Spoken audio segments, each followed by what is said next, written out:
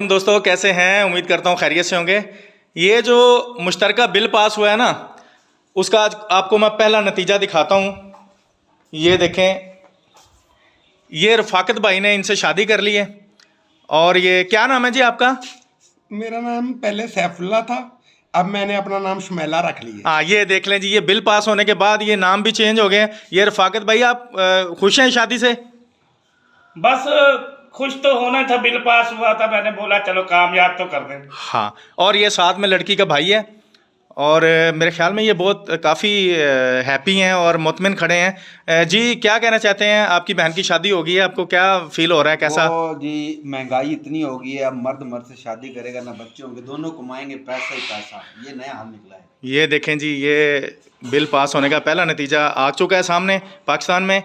और ठीक है जी, हमारी दुआएं हैं, हमेशा खुश रहें रफ़ाकत भाई।